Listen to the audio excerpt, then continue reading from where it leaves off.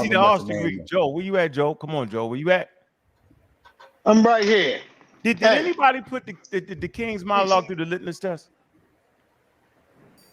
Oh no, y'all did it. Hey, King. You already see me here. You already see me here. We value. You're an avid supporter of biological evolution. Am I correct? Are you talking to me? Yes, I'm talking to you. You're biological evolution. I don't talk about evolution. No, I said I'm saying, are you a supporter of that? I don't talk about evolution. No, I didn't say that. I said, are you a supporter of that? Why would I be a supporter of something that I don't talk about? No, bro. I'm asking you right now. Have you ever heard of? Do you agree with evolution? Do I agree with evolution? Yes. Not as a lesson about put forth by Charles Darwin. Aspects of it. No. Charles Darwin. Aspects of it, provable aspects of it. No such thing as that. We already know. So what you're trying to do is I'm just asking you a question, yo. And I've given you an answer. I said aspects. Why would I say it's not? You do realize that's not a belief system. You realize that that's a pseudo statement right there, right? No, it's a pseudo statement to ask if I believe in any science. You're not supposed to. Science is not a belief system. Knock it off. Do you accept the scientific theory that Charles Darwin put forth? That's all I'm asking.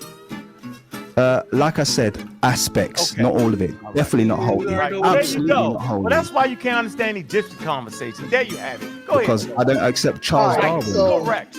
So wait a second. You accept? So wait a second. Let me fire a question back. You accept Charles Darwin wholly? Yeah. No, I accept his theory. Okay, so you accept that you're closer to you accept that you're closer to an ape than a white person. What? Hey, TKM, you almost had me feeling bad a little bit. Yeah, you know where you are. I was like, TKM, I was like, I kind of like him. He okay. I think I might want to take it back, the pseudo thing. He does know some terms. I said, maybe I'm wrong. And then you do this to me. Do you accept that you're closer to an ape than a white person? You just said it's a simple I'm saying that white people are just as old as black people. That's what I'm saying. No. But you said you accept Charles Darwin's theory wholeheartedly. So my question was, I said I accept aspects of it. You said you accept it wholeheartedly. So you must accept the part where he says that black people are closer to apes than white people. So do you accept that? Yes or no? You made that up, yo. Get out. I made that up. You made that up. Did I make that up? You're talking about the theory of evolution that's put forward by Charles Darwin. You're talking about his book.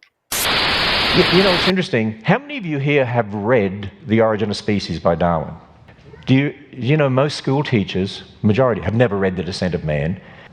You read his books and you'll see what he taught. That's why the late Harvard paleontologist Stephen Jay Gould said this: biological arguments for racism may have been common before 1850, but they increased by orders of magnitude following the acceptance of evolutionary theory. In Darwin's book, The Descent of Man, he says, this is just one example, at some future period, the civilized races will exterminate the savage races. The break between man and his nearest allies will then be wider than the Caucasians and some ape as low as a baboon, instead of now as between the Negro, Australian Aborigines and the gorilla. Do you realize what he's saying? The Australian Aborigines and people from Africa are closer to the apes than the Caucasians. How's that for racism? You made that up, yo. Get out. I made that up. You made that up. Did I make that up? You're talking about the theory of evolution that's put forward by Charles Darwin. You're talking about his book. Then the Caucasians and some ape as low as a baboon, instead of now as between the Negro, Australian Aborigines and the gorilla. Do you realize what he's saying? The Australian Aborigines and people from Africa are closer to the apes than the Caucasians. How's that for racism? It's like people who deny evolution. You're stuck in time. You can't move forward in your studies. The elbow community will never move forward in their studies because they get evolution wrong. They will never understand the native population. They're not allowed to understand it. The same way with the quote-unquote blackologists. They can't get it right. That's why they continue to bumble all over themselves, blur shit, incoherently trying to promote false narratives. Playing Egyptian, you ain't gonna get it. You're not even gonna be able to understand that segment of African culture and historiography because you don't understand. You can't get it. As they talk about that, they're not even talking about the Egyptians. right? Or that ancient population that resided in the Nile, 10,000, 5,000, 6,000, 2,500 BCE. They not talked about that, y'all. They're actually talking about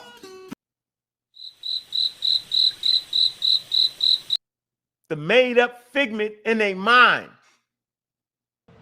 That's why in 1924 there was a New York Tribune newspaper published that said the missing links were found in Australia, the Australian Aborigines. There were scientists from England and Germany who sent people to Australia to hunt down the Aborigines, to herd them over cliffs or into swamps, and with instructions on how to skin them and boil up their skulls for specimens in the name of evolution. And a major biology textbook used in public schools in America in the 1900s and was used in 1925 said this: the races of man, and based on Darwinian evolution, at the present time there exist upon the earth 5 races, the highest type of all represented by the Caucasians, represented by the civilized white inhabitants of Europe and America. Generations of kids in the public schools, based on evolution, were taught the Caucasians are the highest race. And we wonder why we have so much racism and prejudice in our culture. Sit up here and agree that humans come from Africa and then deny Charles Darwin. I heard the question. I'm going to respond. No, what was the question? So we'll make sure we got it. The question is, are you going to stand by the fact that humans came from Africa, knowing it came from Charles Darwin? No, it was another piece that's essential, based off the fact that it wasn't based off of finding humans in Africa. It was based off of finding apes. Okay, great. So he made a prediction. Fantastic. No, a scientific prediction. Okay, no one's denying that, Broank. Listen, you asked me a question, and I'm going to respond now. But you're really hard of comprehending what you said. You said to me, "Do you wholly accept Charles Darwin's theory of evolution?" I said, I accept aspects of it, which is a very normal response and a sensible response. And I would caution you, and again, I think this is something that even scholars, right, even people who are professional scholars, we always have to constantly check ourselves and say, okay, this is what my authoritative source says. Well, why is that? Why do I consider that source authoritative? And what is the basis for what that source says? And then, am I interpreting it correctly? Am I understanding it right? Right. So there are all these different layers that you have to think about whenever you approach something. But there are times when even the most authoritative scholarly source, it's worth thinking about how they got there. Because that can tell us how to use that information. It can help us think about how to use it and how to expand on it, how to go from there, if that makes sense. over the course of the book, Darwin describes Australians, Mongolians, Africans, Indians, South Americans, Polynesians, and even Eskimos as savages. It becomes clear that he considers every population that is not white and European to be savage. The word savage is disdainful, and Darwin constantly elevates white Europeans above the savages. Darwin explains that the highest races and lowest savages, that's a quote, differ in moral disposition and in intellect. So I will ask you now, Broank, do you wholeheartedly accept all of Charles Darwin's theory? Yes, I do. Okay, cool. So you're a savage then, yeah? And the theory is different from the book. That's you right there. Yeah, you are lowly savage. Look, that's you, the lowly theory savage. is different from I the don't book. accept that part, but that's cool. Well done, lowly savage. You're a lowly savage. You're a bunch of lowly savages. Well done. Well done. Well done. Well done, savages. Enjoy scratching. Enjoy your troglodyte existence. Then the Caucasians and some ape as low as a baboon instead of now is between the Negro, Australian Aborigines and the gorilla.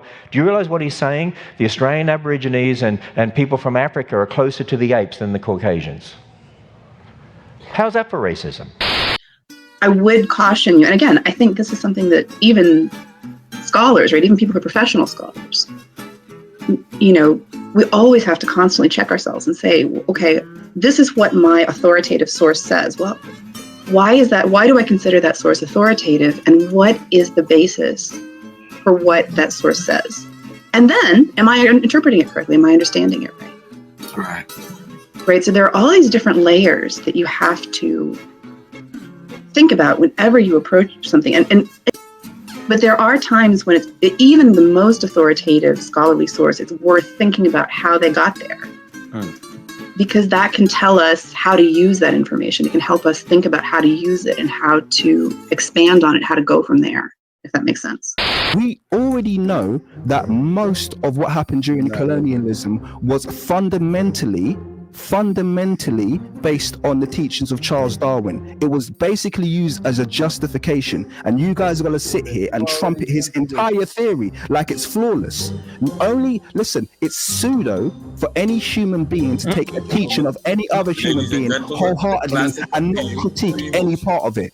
As a human being, you should never pick anyone's teachings wholeheartedly and not critique a part of it. You guys are sounding seriously pseudo doing that. Is this Charles? That's dangerous. But listen, But there are times when even the most authoritative scholarly source, it's worth thinking about how they got there. Because that can tell us how to use that information. It can help us think about how to use it and how to expand on it, how to go from there, if that makes sense.